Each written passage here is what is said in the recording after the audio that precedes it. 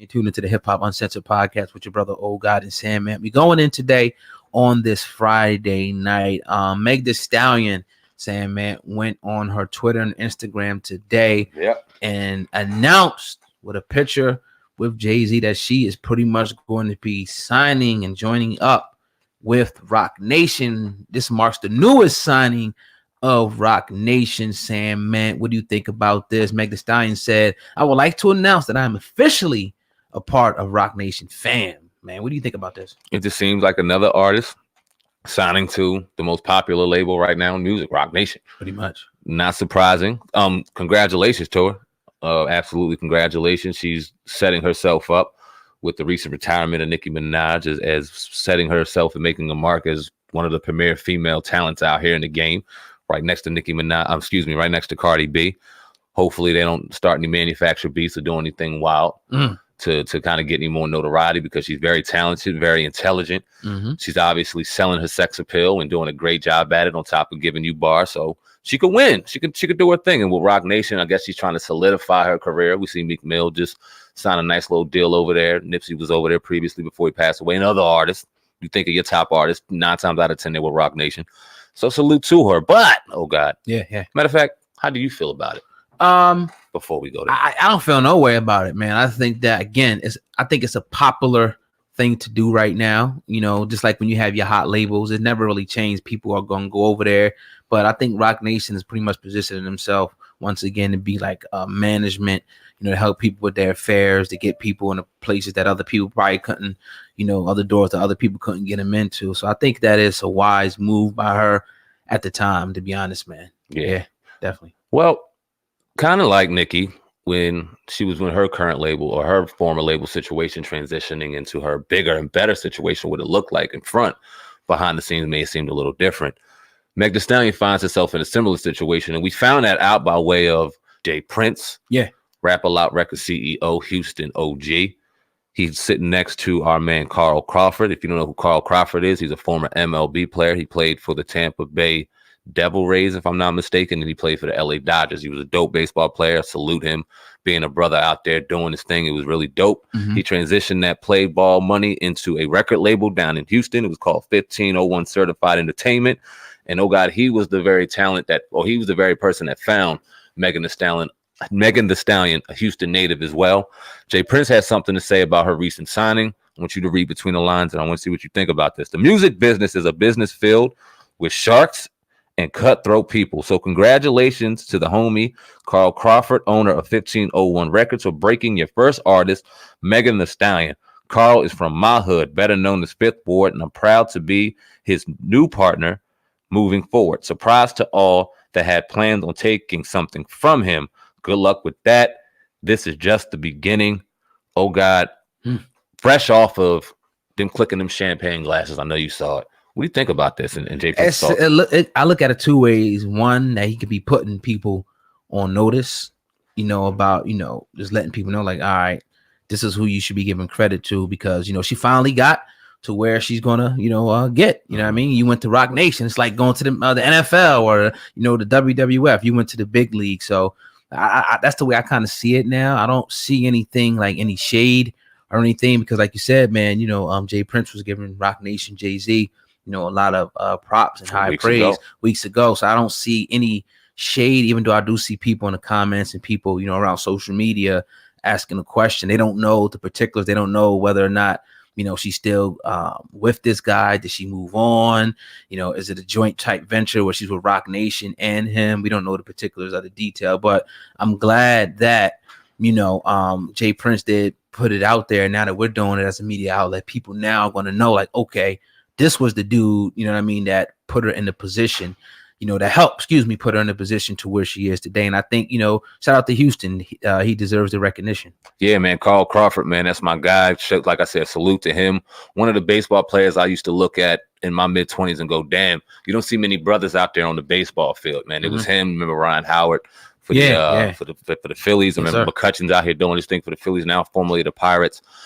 You see a lot of Hispanics, and I'm half Hispanic, so I'm proud of that. Right. And obviously you see the Caucasians out there doing anything, but to see brothers out there in a game that's guaranteed money, Yeah. And to be able to transition them and those hundreds of millions of dollars of wealth and to do something not only for your city, but to really start finding talent, man, salute to you, applaud to you. Hope one day we can have you on a podcast to listen to your journey. I think this is a real OG move and showing real love to your city in a move that J.Prince did, just kind of shining light on who found her in the event that they might get shuffled up in her stardom that's on its way. Remember where you came from. Salute to you, but I'm going to remind people where you came from, because it's too much that goes on in the industry. The industry shady, it need to be taken over. And it's just kind of ironic that the man that runs Roc Nation is now kind of the man in the seat that he's talking about. It seems like he, you know, and it's smart, I guess, but I guess people that are more of an insider will know more. It seems like he's scooping up the talent, you know what I mean? But this is what you do, like Birdman, you know, he came and supposedly, you know, not supposedly, it's on record that he snatched up, you know, Nicki Minaj from Big Fendi, you know what I mean? And took her, and they had a little thing there. I'm sure Nicki had to pay out, you know, some money for that whole situation. I know she paid out some money for that situation. So it happens, you know, even what's her name? DJ Diamond Cuts was talking about a situation with Lil Uzi Vert. So this happens in the music industry. People jump ship. Offset, you know, I think was sued for this, you know what I mean? Or Cardi B, one of them, you know, they started off with a management company, and, you know, a bigger company like Roc Nation come, they say, fuck you. But they're like, nah, we got a contract. Take your ass to fucking court. They settle and they pay out. Oh God, let me ask you a question, because you kind of sparked something in my head. Is this what J.Prince is doing right now, making that play to let you know, listen, we not letting no fuck shit go down. You're going to give my man his proper money. We've seen this happen. We've seen this story so many times, in particular with female talent that's about to blow. You ain't about to diss my man from the 5th Ward, Houston native, Carl Crawford in this situation. Is he making a stand to let double-edged sword? I think it's he did hit it with a double-edged sword. I think it's that he's letting people know, and he's J.Prince. So now people take notice to when he puts, because I would have never knew the dude. You would have never knew the dude, and the hundreds of thousands of people that's going to probably see, you know, this and, you know, the post that he made, never would have knew that if he didn't make it clear. So yeah, I think it's both. I would have never knew that unless he was on E60 or something on Sports Center, and I knew that Carl Crawford, the former baseball player, transitioned into music. Never. Yeah, that shit would have shocked the hell out of me too. Right. That he found Meg Thee Stallion. It shocked me when I found out Diamond Cuts found Lil Uzi Vert, because we remember when Diamond Cuts was a teenager spinning and cutting records on Power 99. So for her to find such a talent right now in Lil Uzi Vert and make an impact that he is in the young generation, it's like, damn, we out here doing our thing, man. We deserve more credit, and hopefully he gets properly compensated for that. Yeah, definitely. But yeah, man, tune into the Hip Hop Uncensored podcast with your brother Oh God and Sam. And there was an article that came out that I want to get our brother's opinion on, sitting over there. Tekashi 6ix9ine. Oh, word. You know what I mean? And it pretty much said that he was being housed with other rats, with other snitches in the jail. What do y'all think about that? Obviously, and I want to hear, you know, from both of the brothers here. I want to send the audience today about him being in there with the mother rats and what he did. Do you respect it? Do you think that he can make music after that?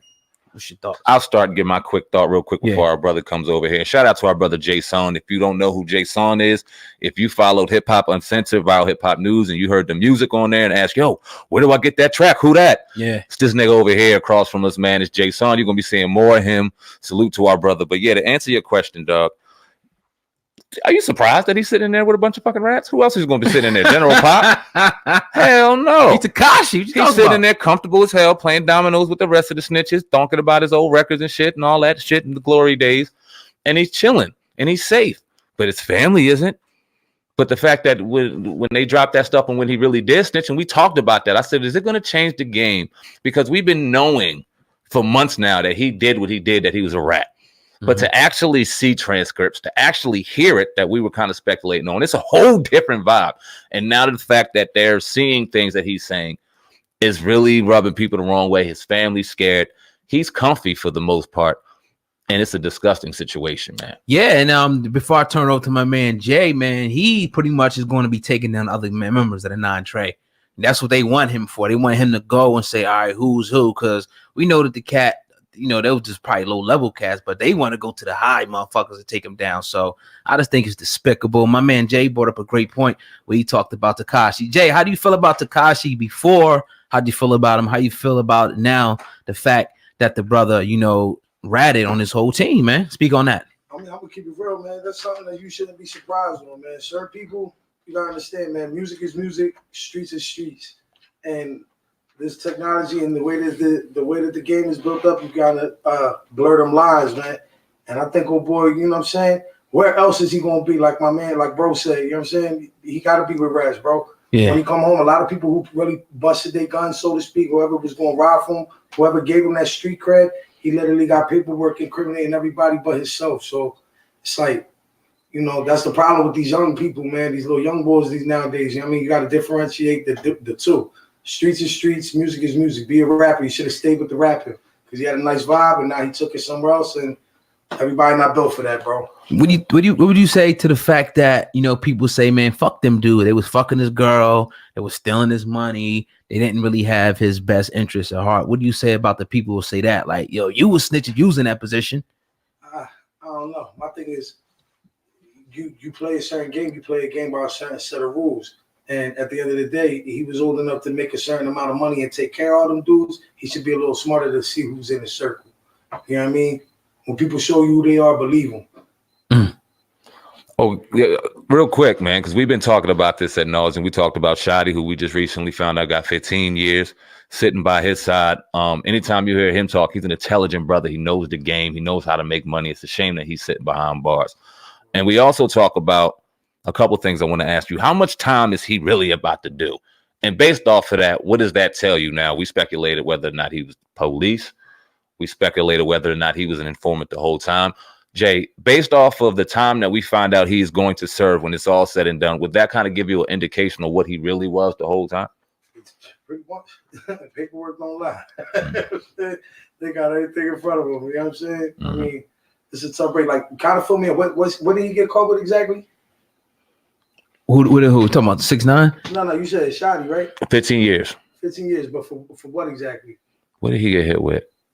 I'll look it was you know, like what was like conspiracy charges and shit like that. I think putting hits on niggas and shit like that. A couple robberies, things like that. They hit him with a few things to get him at 15. He was sentenced to 15 years after previously pleading guilty to 1 count of firearm possession during the crime, 1 count of firearm discharge during the crime. That's what it looks like. Yeah. Okay. Man, yeah. Let's see about anything else, but we know how New York run with the gun laws and shit. They don't play no game. That's kind of That's crazy. Yeah. But we said he got off light too. Not light, but he should be feeling fortunate in his situation, knowing that he's gonna have some life to live after that when the football numbers are coming out. What do you think about the possibility of 6ix9ine making music? Let's just say he's trials up, he gets out. They say time serve. Can he make music? Because you know, go ahead. I mean, hear that. I'm good like that. Anybody can make music. Anybody can just sit there. And if that's what he want to do when he get out, I mean, as far as him having a platform, as far as the really release that music to the extent of what he did, that would be, to me, that would be out of this world. That would be out of this world.